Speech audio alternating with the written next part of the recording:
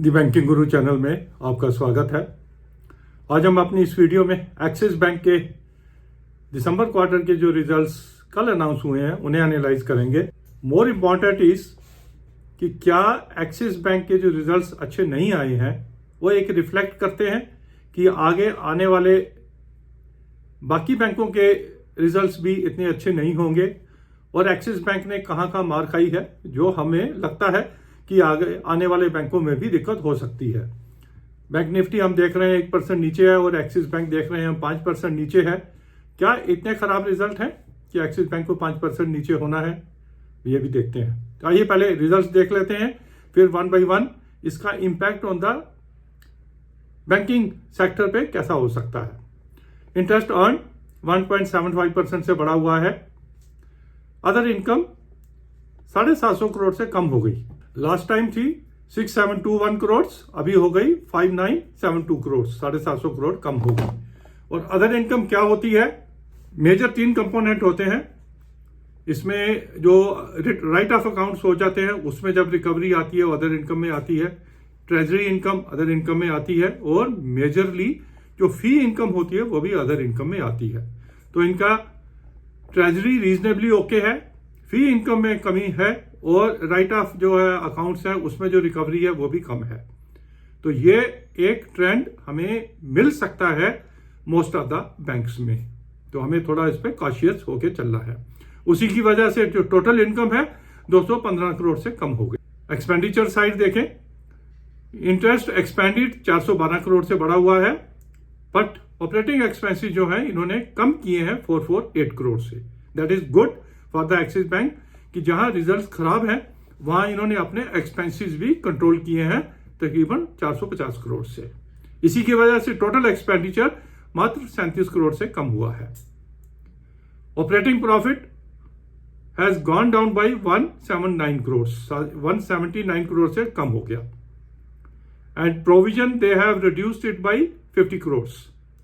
Last time थी 2204, अभी है 2155। बट इनके एनपीए बढ़े हैं, प्रोविजन इन्होंने कम किया है, ये हमें थोड़ा सा दिक्कत लगती है। और इनकी जो पीसीआर है वो भी 77% से कम होकर 76 हो गई। प्रोविजन बढ़ाने की बजाय इन्होंने प्रोविजन घटाई है। दैट इंडिकेट्स कि जो थोड़ा बहुत प्रॉफिट इनका दिख रहा था वो भी और भी कम हो सकता था। टैक्स प्रोविजन 484 करोड़ से बढ़ाया है, वो अंडरस्टैंडेबल है क्योंकि लास्ट क्वार्टर में तकरीबन 550 करोड़ का इनको राइट बैक मिला था टैक्स प्रोविजन में, जो इस बारी नहीं है। तो देखें तो मोर और लेस टैक्स प्रोविजन जो है इनकी पिछले लेवल पे ही आती है। इसी वजह से जो इनका नेट प्रॉफिट है तकरीबन 600 करोड़ से कम है, क्योंकि जो 550 करोड़ का राइट बैक लास्ट क्वार्टर में अवेलेबल था वो इस बारी अवेलेबल नहीं था। उसका इंपैक्ट हमें सीधा दिखता है नेट प्रॉफिट में।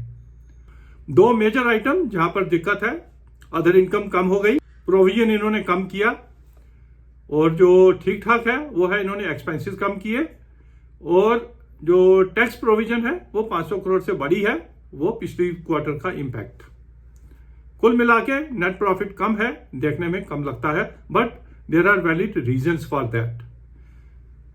एसेट क्वालिटी देखते हैं, काफी बड़ा बैंक है, इसकी एसेट क्वालिटी हमें ठीक ठाक दिखनी चाहिए पर ऐसी है नहीं। 384 करोड़ से बढ़ गया gross NPA, but with in that जो स्लिपेजेस हैं वो ज्यादा बढ़ी हैं।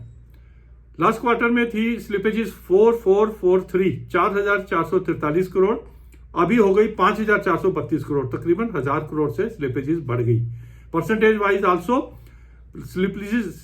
स्लिपेजेस हैव गॉन अप 1.78% से 2.13। नेट एनपीए 162 करोड़ से बढ़ गए। नेट लेवल पे 0.35 है, कम है इनका, बट वो हिस्टोरिकली ही इनका नेट एनपीए कम होके चला आ रहा है। तो इसमें हमें 2 आइटम दिखती हैं जो हमें इंडस्ट्री लेवल पे भी तंग कर सकती हैं। एक है अदर इनकम, काफी बैंकों की कम होके आ सकती है, and the other is the asset quality. अगर एक्सिस बैंक की एसेट क्वालिटी में दिक्कत हो सकती है तो हम फोरसी कर सकते हैं कि बाकी बैंक भी इतने कंफर्टेबल नहीं होंगे। तो that way we have to be cautious as far as the banking stocks are concern. Axis bank के डिपॉजिट्स 1% से बढ़े क्वार्टर ऑन क्वार्टर, और एडवांसेस भी 1% से बढ़े हैं।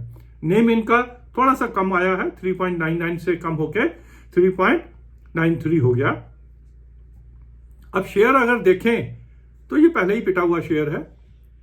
1339 का हाई देखने के बाद 1038 आज 1000 से भी नीचे हो गया है, तकरीबन 5% कम है। प्राइस अर्निंग 11.50, एक प्राइवेट सेक्टर बड़े बैंक के लिए ये रीजनेबल प्राइस अर्निंग है।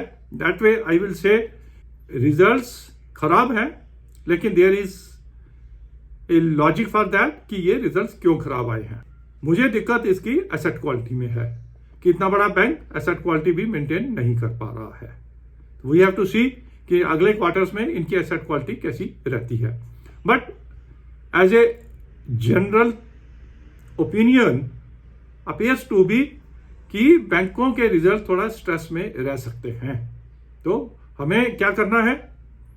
But at the same time another general statement कि दिसंबर क्वार्टर से आने वाला जो मार्च क्वार्टर के रिजल्ट्स होंगे वो बेटर होंगे। तो हमें क्या करना है, जो रिजल्ट्स अच्छे आए उन बैंकों के स्टॉक्स अगर थोड़े से रीजनेबल लेवल पे मिलते हैं तो हमें खरीदने हैं।